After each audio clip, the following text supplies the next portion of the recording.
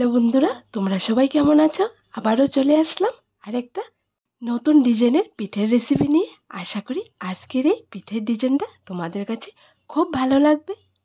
আজকে আমি তোমাদেরকে দেখাবো একদম সিম্পল একটা সিরিঞ্জ পিঠের ডিজাইন করে।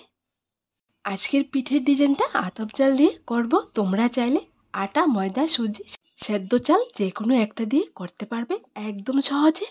তাহলে চলো আজকের এই রেসিপিটা শুরু করা যাক। প্রথমে নিয়ে নিলাম 1 কাপ চাল। চালটাকে আমি আগের দিন রাত্রেবেলা ভিজিয়ে রেখেছিলাম। কয়েকবার ধুয়ে একদম ক্লিন করে নিয়ে আসলাম। এবার আমি ব্লেন্ডারে ব্লেন্ড করে ব্যাটার বানিয়ে নেব। আমার মতো এই নতুন পদ্ধতিতে তোমরা যদি সিরিঞ্জ বা কল পিঠা তৈরি করো তাহলে একদম বেশি পরিমাণে পিঠা তৈরি করে বছর জুড়ে রেখে খেতে পারবে, একদমই নষ্ট হবে না। তোমাদেরকে বলি বন্ধুরা, সিরিঞ্জ বা কলপিঠা বানানোর জন্য এই পদ্ধতিটা একদম পানির মতো সহজ। অবশ্যই তোমরা এই পদ্ধতিতে সিরিঞ্জ বা কলপিঠা তৈরি করবে। দেখো, চালের ব্যাটারটা রেডি করে নিলাম আর দিয়ে দিলাম স্বাদ মতন লবণ।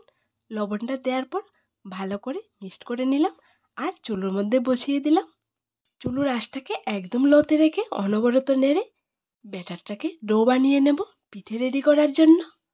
তোমরা যদি চাও চালের গুঁড়ি দিয়ে এরকম ব্যাটার বানিয়ে তারপর ব্যাটারটাকে ডো বানিয়ে তোমরা এই সিরিঞ্জ বা কলপিঠাটা তৈরি করতে পারবে। ব্যাটারটা চুলোর মধ্যে বসানোর পর অনবরত 2 থেকে 3 মিনিট নাড়লে একদম ডোটা রেডি হয়ে যায়। এই পদ্ধতিতে সিরিঞ্জ পিঠার ডোটা বানানো একদমই সহজ। তোমরা যদি একবার তৈরি করো তাহলে বুঝতে পারবে। দেখো বন্ধুরা, ডোটা নামিয়ে নিলাম। হালকা কাঁচা অবস্থায় নামিয়ে নিতে হবে। এবার একটা প্লেটের মধ্যে কিছুটা পরিমাণ ডো নিয়ে হাত দিয়ে ভালো করে মাখিয়ে একদম তুলোর মতো করে নিলাম। আজকের পিঠেগুলো আমি একই ডিজাইনে তৈরি করব, কিন্তু কালার করে তৈরি করব। গ্রিন, ইয়েলো আর নর্মাল হোয়াইট কালারটা থাকবে।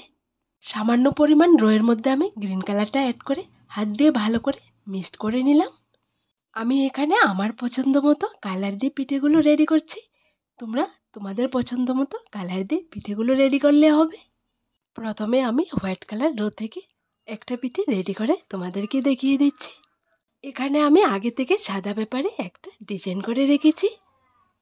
ডিজাইন করা পেপারটার উপর একটা প্লাস্টিকের পেপার রেখে সিরিঞ্জ দিয়ে পিঠেটা আমি বানিয়ে নিচ্ছি একদম সহজে।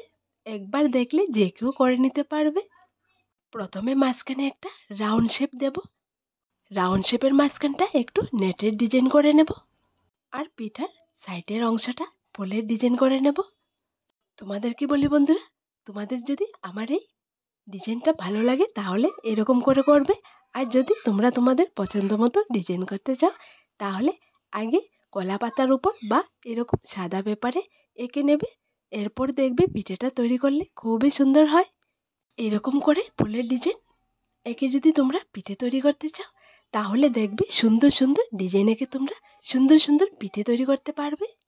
এখানে হোয়াইট কালারের ডিজাইনটা হোয়াইট হোয়াইট মিলে ভালো করে বোঝা যাচ্ছে না, তাই আমি আরেকটা ডিজাইন তোমাদেরকে দেখিয়ে দিচ্ছি যাতে করে তোমরা একদম সহজে করে নিতে পারো।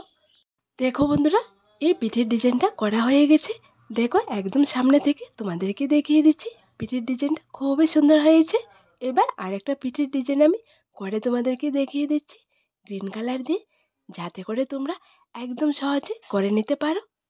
প্রথমে পিঠার ডিজাইনটা দেখতে স্টারের মতো, কিন্তু ডাবল করে যখন ফুলের ডিজাইনটা করা হয় তখন দেখতে একদম ফুলের মতো। কাল ঈদ। আমার সকল বন্ধুদেরকে জানাই ঈদ মুবারক। মন থেকে অনেক অনেক দোয়া আর ভালোবাসা। সবাই সবার আপনজনদেরকে নিয়ে ভালোভাবে ঈদ কাটাও।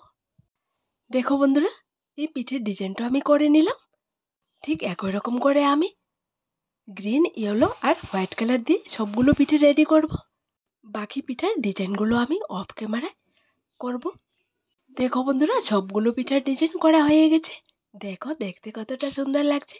এইবার পিঠেগুলোকে স্টিম করতে হবে। এখানে পিঠাগুলো স্টিম করার জন্য নিয়ে নিলাম একটা স্টিমার। স্টিমারের ভেতর আমি পিঠে সেট করে বসি, তারপর চুলোর মধ্যে বসি। সেকেন্ডের মধ্যে আমি পিঠেগুলো স্টিম করে নামিয়ে নেব।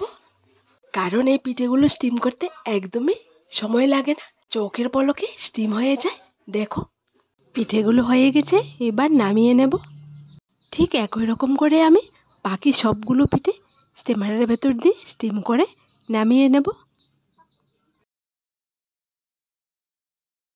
পিঠেগুলোকে প্লাস্টিকের পেপার থেকে ছাড়িয়ে একটা একটা করে একটা চালনির মধ্যে নিয়ে নেব। তোমাদেরকে বলি বন্ধুরা, আজকের এই পিঠের ডিজাইনটা তোমাদের কাছে কেমন লাগলো ছোট্ট একটা কমেন্টে লিখে জানাবে। দেখো বন্ধুরা, সবগুলো পিঠে উল্টিয়ে পাল্টিয়ে রোদ্রেতে দিয়ে একদম ভালো করে শুকিয়ে নিয়ে আসলাম। পিঠেগুলো দেখতে কতটা সুন্দর লাগছে, কালারটা খুবই সুন্দর হয়েছে।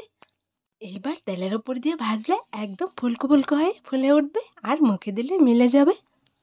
তো বন্ধুরা, আমার দেওয়া সবগুলো রেসিপি তোমাদের যদি ভালো লেগে থাকে তাহলে আমার এই ছোট্ট চ্যানেলটাকে সাবস্ক্রাইব করে একটা লাইক আর শেয়ার করে দেবে। আর বেল বাটনটি অবশ্যই ক্লিক করে রাখবে, যাতে করে আমার দেওয়া নতুন নতুন রেসিপিগুলো সবার প্রথমে তোমাদের কাছে পৌঁছায়।